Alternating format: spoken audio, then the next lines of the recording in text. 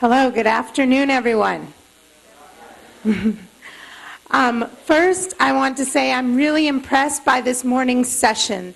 I felt like the questions that were asked were so valuable, and the energy in the room was so great that I feel there's a lot of promise right now for Brazil. I'm jealous because I feel like this country is on the way to amazing and beautiful things that I hope that our country can follow the lead with your energy as well. I'm going to tell you a little bit about my story. I am a teacher. That's where my heart is. I was teaching first in Los Angeles, and then I moved to Boston to teach for a little bit longer. And in my work in Boston, I became a teacher leader. During that time, as a leader in the school that I was working in, I found that there was a system that we have in the United States called tenure. And what it means is that in our traditional schools, the longer you teach there, the more solid, the more secure your job is.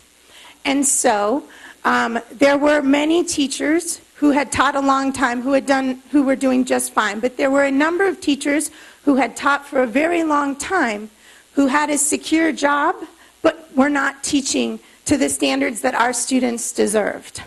And through that process, I found myself being a new teacher and actually being told, as a school leader, but a new teacher, that I had to leave the school I was leading as a teacher leader. And this was extremely disappointing to me.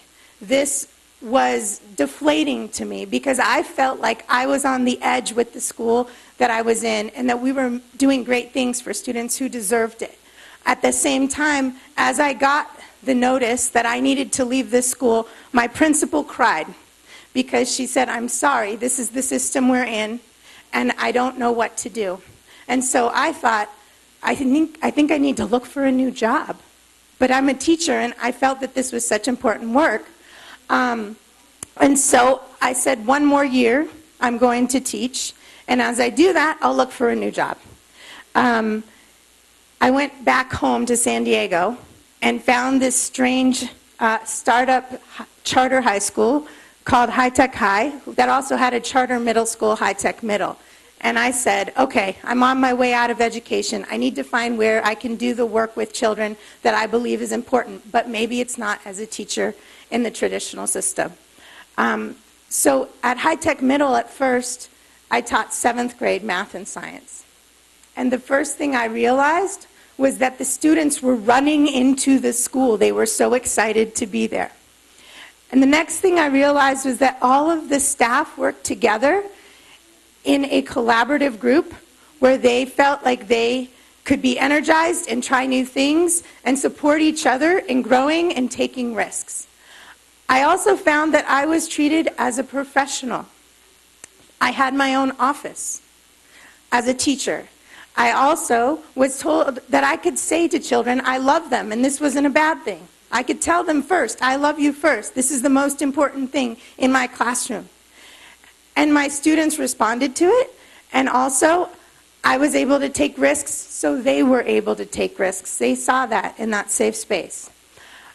So I am still with High Tech High. That was in the year 2004.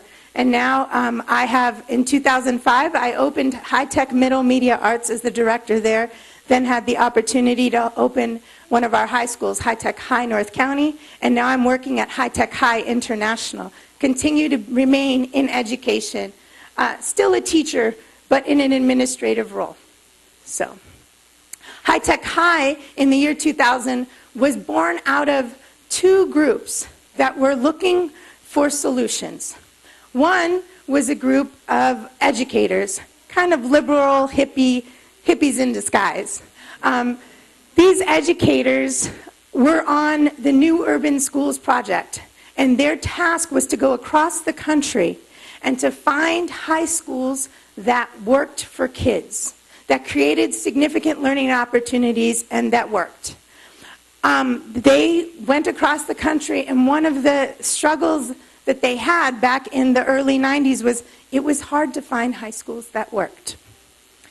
The other group was a group of San Diego business leaders.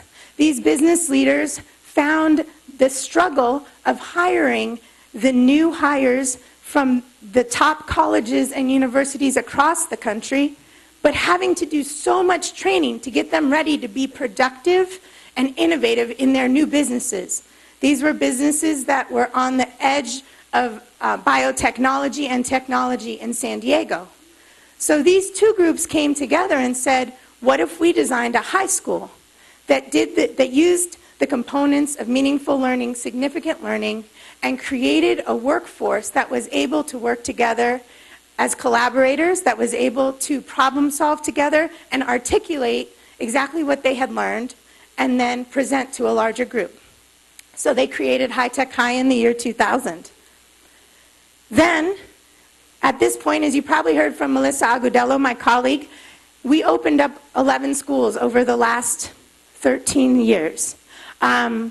We opened High Tech Middle as our second school, and High Tech Middle was basically because at High Tech High, we realized in 9th grade, we have to do so much work to get students into the new culture of learning that is much different than the traditional system has trained them in.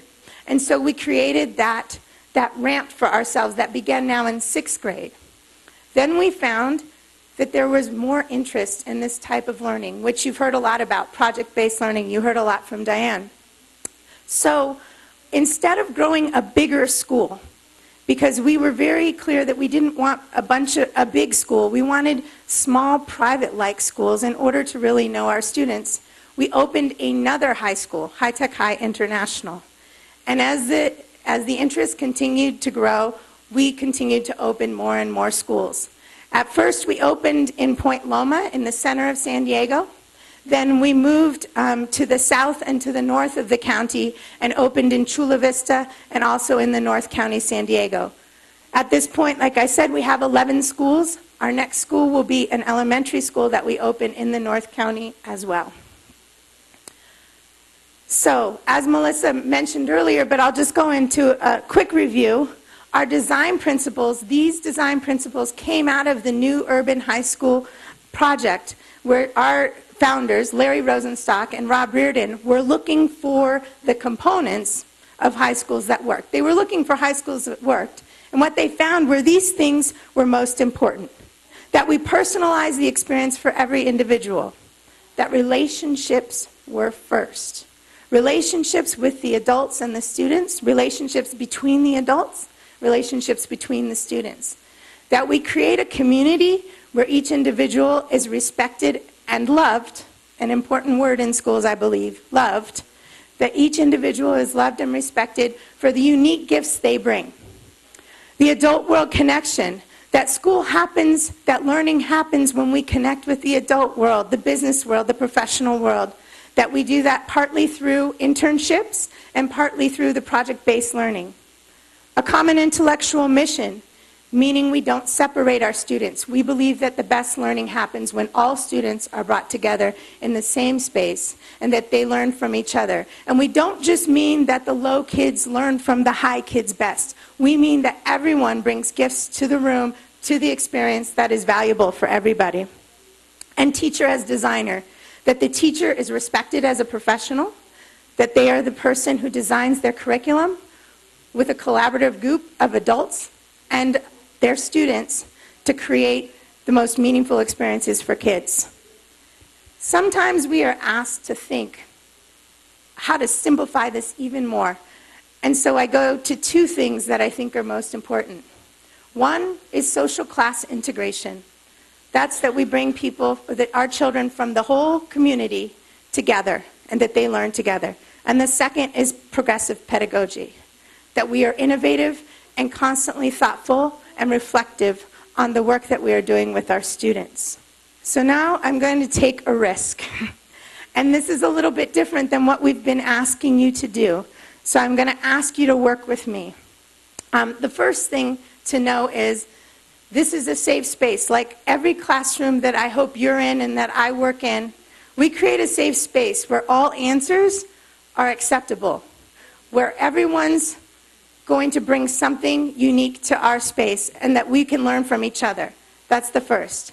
And the second thing is that We need you. It's not just acceptable, we need you to participate in order to make this most meaningful for everybody. So, I'm going to ask you to think back. Think back to a time in either your middle school years or your high school years.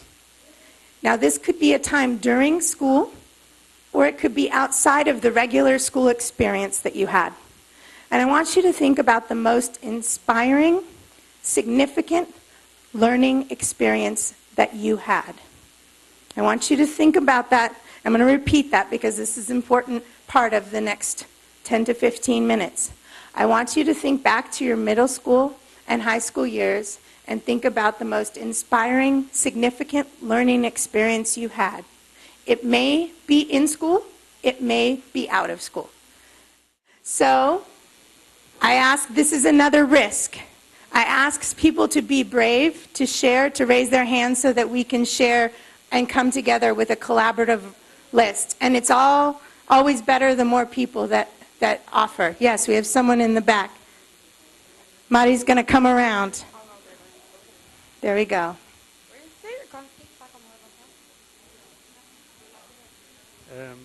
Inspiring teachers.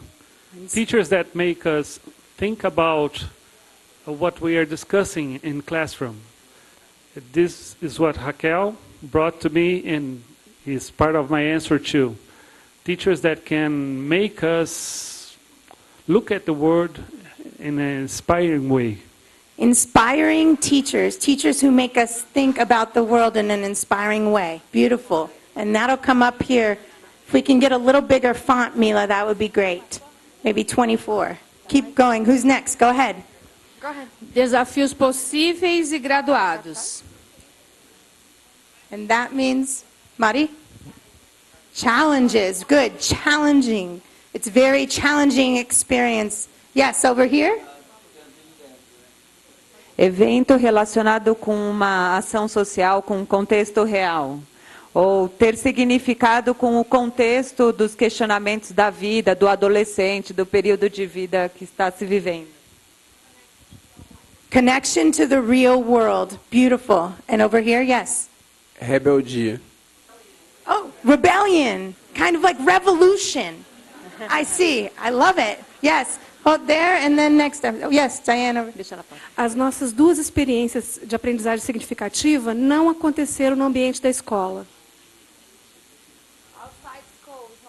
Ah, it's outside of the school. It's not always in the walls of the classroom. Beautiful. Yes. Nós conversamos sobre desenvolvimento da autonomia do aluno, learner autonomy, e incentiva a pesquisa também, né? So, research and autonomy.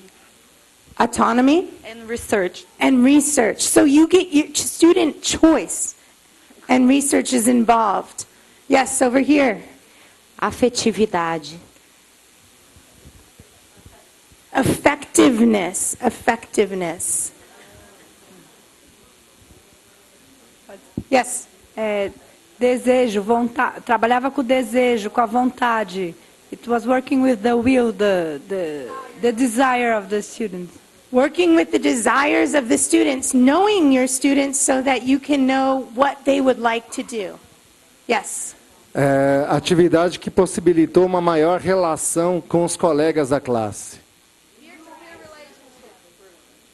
Interaction with your peers, collaboration. Thank you.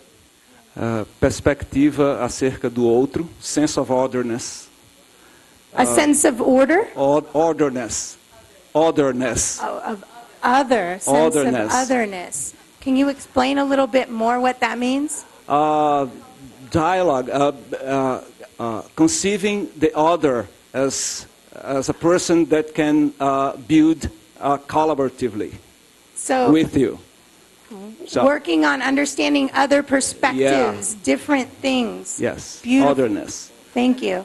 Who do we have? Yes. An active learner where he puts the theory into practice.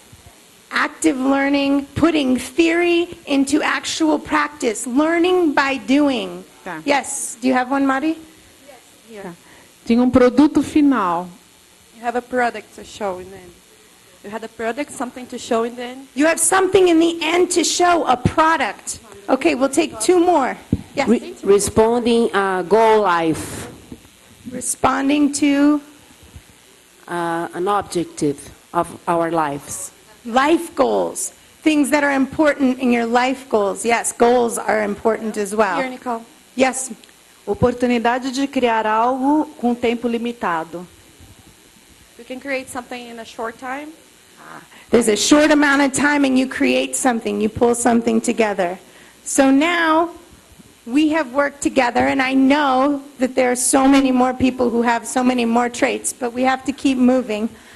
Thank you for sharing, everyone. Thank you for practicing together, for working together. This is an activity that we do, and we ask most people that we work with to do, so that we can think about, as educators, how do I create significant learning every day for my students? What are the important traits that we need to be thinking about creating for our students all of the time?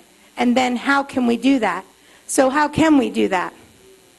I'm going to skip that. Well, at High Tech High, as you know, we use project-based learning as the center for this. And what you just shared is the reason for that. We're trying to create as many significant learning opportunities as possible, that we understand with depth in our engagement, in our collaboration, in our design through project-based learning. So I'm going to show you a quick video to help you come to San Diego, even though you're not there right now. Hopefully this will show you what we do there.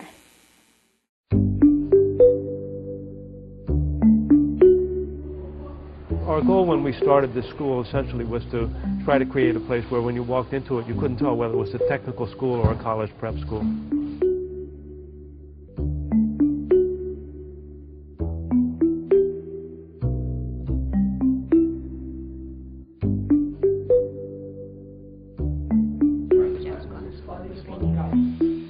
There are three axioms of public education in this country, particularly in high schools, and they are that you separate students from each other based on their perceived academic ability. You separate hands from minds, and you separate school from the world beyond. And we try to integrate those three things. We integrate students, we integrate the subjects, particularly technical and academic pursuits, and we try to integrate with the world beyond school as well.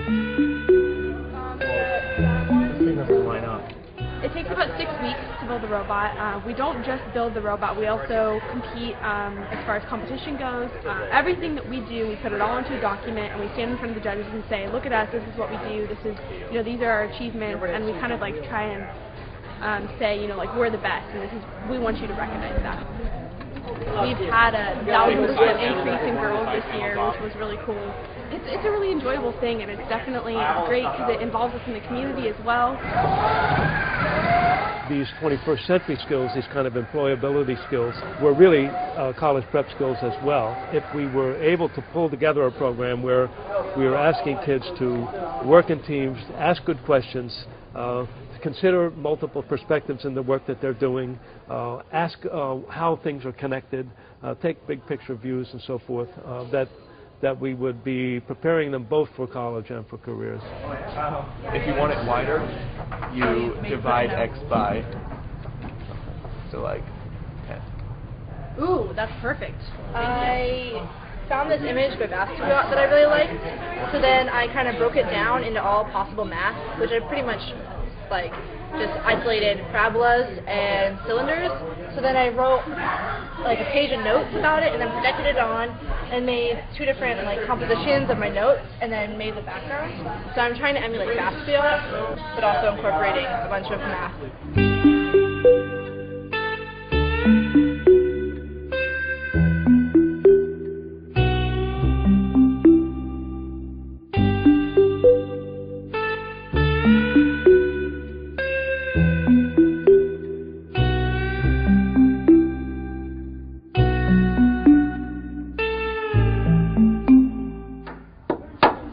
I think the culture of High Tech High in general, not just our school, but the whole village, is a very hands-on approach. collaboration is a big key element to a successful project, in my opinion. I think they're going to get a deeper, more meaningful understanding of the subject as a whole, as opposed to one tiny piece of it. And so it's really neat that I can go to any of these kids and talk about ancient Egyptian engineering. I could talk to them about their daily life. I can talk to them about the architecture of pyramids and obelisks, and talk about volume and surface area, and talk about gods and goddesses, and every single one of them would know all about it. Yeah, it'll work once we have our training group.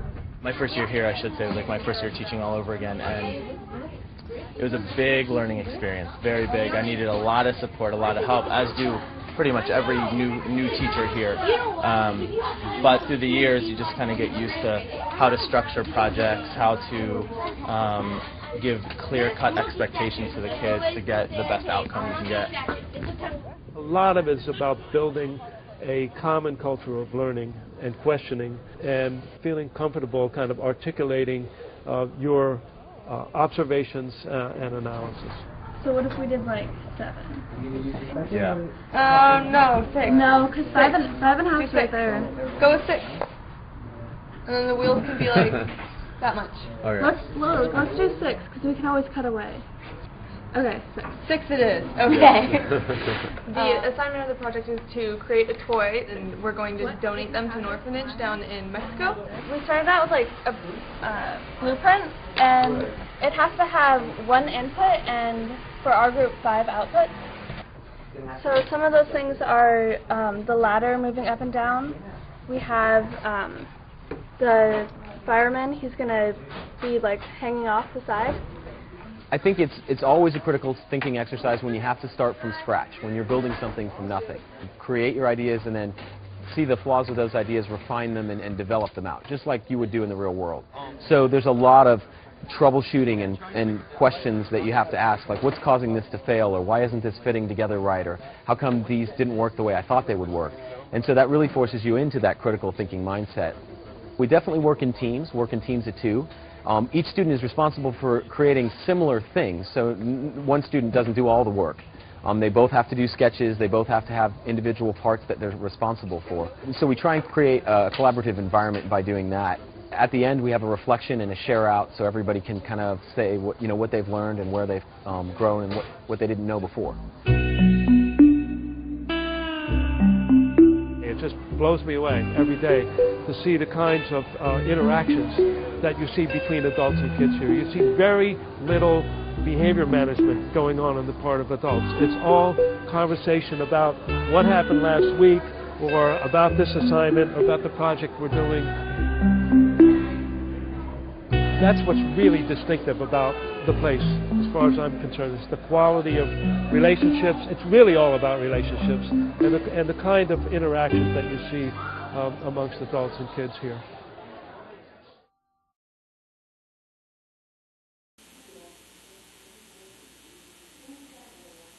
So there you were able to see a little bit about the types of projects that we do from middle school up through high school. We do currently have 2 elementary schools as well, and I have to say that we've been actually pushed, our high school teachers have been pushed by the innovation of our elementary school teachers in project-based learning. It's been really exciting to see our 4th graders design boats and pilot their boats in the middle of the harbor just like our 9th graders did. So this is something new that we're actually getting pushed by the younger students and the elementary school teachers to be better with. So when we think about project-based learning, we think about kind of 3 different levels of the work. Planning as a teacher, and planning with a group of colleagues. We always start with the end in mind, so we do something we call backwards planning.